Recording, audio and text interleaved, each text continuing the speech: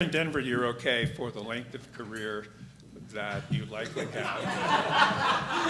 Because, you know, none of you are going to be in the business more than another 15 years, right? Right. Okay. Oh, Well, maybe you're on A little bit longer than that. Yeah, you'll be a general manager laying people off by then. yeah. I'm wondering, Linda, you're like director of innovative content. What's the most innovative, crazy idea you all have thrown out there as a possibility for your programming?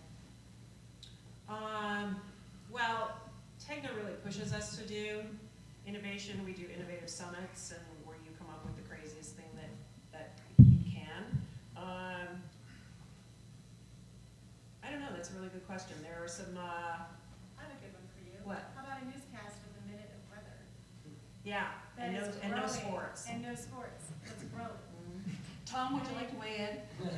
No, that was supposed to. To answer that question, said that yeah. 10 years ago when we were looking at all the weather's the number one thing that people want to come see, and somebody threw that out, they think you're flipping nuts. Yeah, people did think that was a pretty crazy idea to go, and I have been told many times, this is a business, Linda, that we said we wanted to take a newscast and just, you know, throw it to the wind and take out weather and take out sports and take out crime and take out. It seems to be working. It seems to be working, but it was a crazy idea. How do shows like Next, which I find to be one of the more innovative concepts, I started in local news in 1982. Nothing on the grand scale, no offense again, Tom, has changed. It's four people sitting at a desk Yes. talking to you. Next is something that I find innovative, and it's built maybe on a quirky personality. I don't know exactly how the evolution of the show. Do you find a positive? I know that KUSA is stuck with that. Do you find a positive reception to it, or is it a fight to keep something like that on the air because it's not translatable to other platforms? It's totally translatable to other platforms. Does it work? And yeah, I think that the challenge is, and how that came about was a conversation that Kyle and I have been having for like 3 years about being kind of bored with some of our shows, and would somebody let us just go do whatever we wanted to do with the show? But that took 3 years for somebody to say, yeah, go ahead and give it a try. At first, it's, you know, I tell you, it was kind of panicky for me the first day we had snow, and I watched the other stations, and there were 6 people out standing in the snow, and we didn't do that, and I was really interested to see how people would react, and it was good. I mean, I think what people like most about that show is, yeah, they like Kyle, they also like the content in there, they like that there's commentary, and they really like that a lot of the content now comes from them. And is there room in local news on a business plane to use something like that, to have innovative shows? Yes. There aren't a lot of them. I mean, it is really kind of one in 1,000. But there needs to be more. Is there a possibility to expand upon that? Yeah. Not just in Denver, but in other markets, and have that work? Because I think one of the things local news really needs is some really true massive innovation. And a show like that is so creative, and I don't know whether it's accepted, and that's why I'm asking. Yeah, it's very You know, well it's great to say it's accepted. but Part to my surprise, but I mean, the feedback to it is phenomenal, and it's very translatable to other platforms. The question is now, how do you look and make that not be the one? Like when people say, hey, I watch, you know what I watch? I watch Next. But we do an awful lot of other shows, right? We all do a lot of shows, so how do you translate that into, I mean, it takes a lot of work. Is it going to be syndicated or going to go on other stations? No, other stations in the company are doing their own version of that with their own personality or whatever that show. Every station has been challenged to at least come up with a show. I mean, you know, to your point, we pitched a pilot where we shot the entire thing at Denver Beer Company and with people drinking beer. That's not something we're going to do, but the response to that was, from the research at least, was people liked the idea of not having the anchor sitting at the set. There's some pretty simplistic things that we have learned from Next or from research or from anything else of what people don't like and what they do like. It's just a matter of how do you do that 10, 11 times a day. And what are the demos for that? They're all over the place. So it's not like you're drawing the millennials or whatever? There's some, I mean, we just did a voting event and I had people there who were 23 and I had people there that were 70. So, Well, in a sort of reverse sort of way, lower ratings means lower risk to innovate.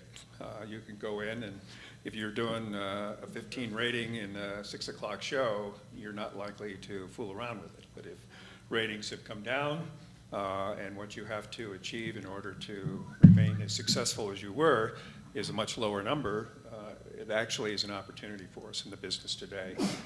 I would say one last thing. Is there anybody who wants to close with anything that we haven't said already?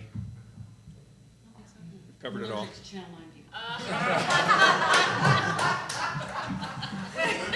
didn't get to talk about 360. I mean, everybody's acting like Next is the latest innovative thing, but you got your thing, and Tim's I got mentioned his it thing. once. I'm sure Brian's got his thing. Yeah, and you've got your new show. I mean, we're all trying new things Right. across the board.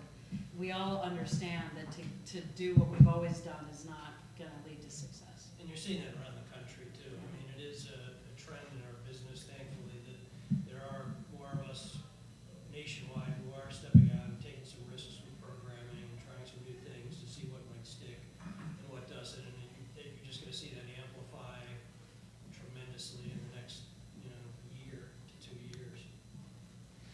Interesting things going on is people are allowed to curate their own shows, the content that they want when they want it. NPR announced in the last couple of weeks a really robust effort in that area to allow people to choose the sort of elements they want from shows, either the complete show or a portion of it. I think you'll see that. Video is a little trickier, but I think you'll see more and more of that. The question is, how are you going to attach a revenue stream to that opportunity?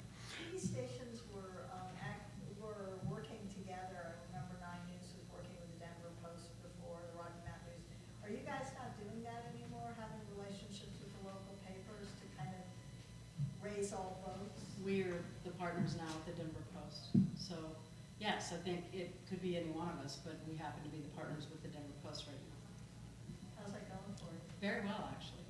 We've done some investigations together and, especially for the Post. I mean, with all their ranks cut, anything that we can help with, they're appreciative of.